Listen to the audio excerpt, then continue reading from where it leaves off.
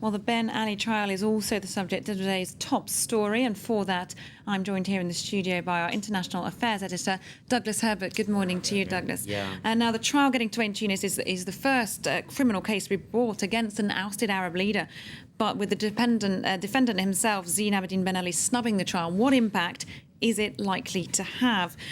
Douglas, now Ben Ali is being tried in absentia on charges that range from embezzlement to stashing drugs. He's called the charges, though, shameful lies and fabrications. That is exactly how his lawyers, which they're based in Beirut, Lebanese lawyers based in Beirut, are presenting these charges to the world. Ben Ali himself, as you just heard, he isn't speaking to the media. He hasn't actually said it's all through his lawyers. He's basically, this is what he's calling victor's justice. He is saying that it presents a totally false and shameful image. Those are the words his lawyers used. He's basically trying to portray this whole trial as a witch hunt against him, trying to say that the current rulers in Tunisia are trying to use this trial as a showcase, as a front, to divert attention away from what are becoming evidently very big problems within the country. The economy is backward. They're having a lot of developmental problems. They still have in the central areas of the country a lot of tumult and unrest, and there are still reports of incidents and all sorts of sometimes violent incidents occurring even after the ouster of Ben Ali. So the idea here, according to Ben Ali's lawyer, is you're having problems on the home front, blame the guy who preceded you in office, try to put it over on him, all the problems that you, the current leaders, are actually responsible for. Interesting also, he's trying to sort of burnish history. Some would call it revisionist history. He's saying, flee? I didn't flee the country. I left of my own volition. Why did I do so? Because I wanted to avoid a bloody confrontation among my countrymen. I had their own best wishes at heart. I still have their best wishes at heart. His lawyers are saying that Ben Ali wants his country to avoid what he called chaos and darkness. He wanted to continue down, and once again, his lawyers' words, down the path of modernity. So Ben Ali, if you're to believe his lawyers' words and the case they're presenting, is all goodwill, wants the best for his country, thinks this case is just fabrications and lies, as you said, and it's basically victor's justice at its worst. Okay, so that's his version of events. Exactly. Let's talk more about the nature of the case itself, Douglas. There are over 90 charges before the judge, and there's going to be a series of trials. Yeah, we don't know how many yet. It's 93 charges in all, if you want to count them. And basically, the court trial has two components. There's a civil case, there's a military case. Now, the civil charges range from cash hoarding, drug embezzlement, even lying about archaeological items that he basically had stashed away in his presidential palaces.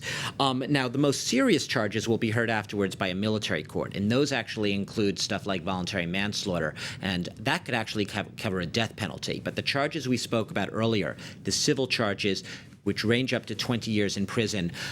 Prosecutors are alleging that after he fled, they searched his palaces. He has two main palaces, one near Carthage, and found $30 million in cash and jewelry in one of them.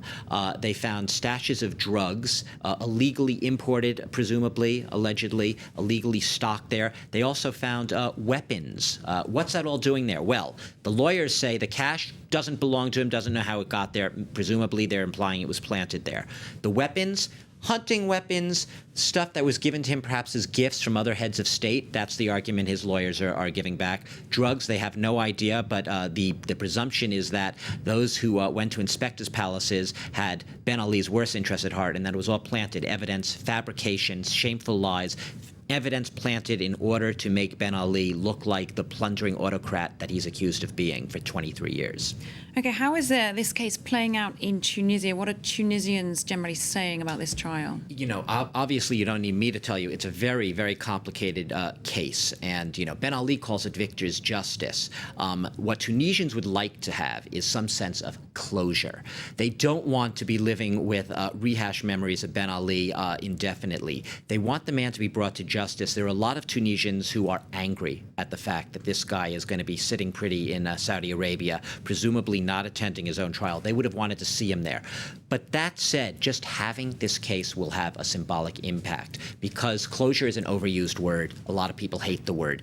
But in a sense, there is something about having the charges laid out there, at least having the man, albeit in absentia on trial, having to respond, at least in absentia, to those charges. It's a significant moment for the country, isn't it? significant. It really is. It's the beginning of what's going to be a long healing process. But a lot of people are already looking at, like I said, big problems in Tunisia, high unemployment, an economy which needs to be entirely rebuilt, corruption rooted out, justice system has to be, judiciary has to be overhauled. People want to move on. They're looking towards the future. Yes, they have to deal with Ben Ali and his legacy. Yes, there will be a symbolic impact of this case, but they are ready to move on and they want to move on. And that's really what a lot of Tunisians will tell you. Okay, very quickly, if you can, like it is a complicated issue, but what about, where do we stand on elections? Where does political reform stand in Tunisia at the moment? Well, as you know, originally we had been saying, not we, the Tunisians had been expecting the elections to take place in July, and the date they had given was July 24th.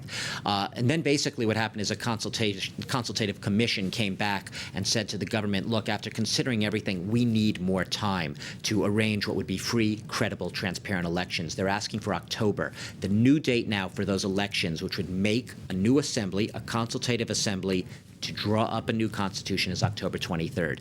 It's a long time to wait. A lot of Tunisians feel like the government's going to abuse that time, and it runs the risk that it will become autocratic, like what preceded it. They're saying, look, we're trying to be honest here. We want to have good elections. If you want to have free, credible elections, you got to be willing to wait a little longer. A lot of Tunisians so far are willing to give them the benefit of the doubt, including a lot of the parties in the government itself. Okay, well, we'll of course be covering the elections and the move towards those elections here on France 24. Thanks very much indeed, Douglas Herbert, our international affairs editor, for that analysis there.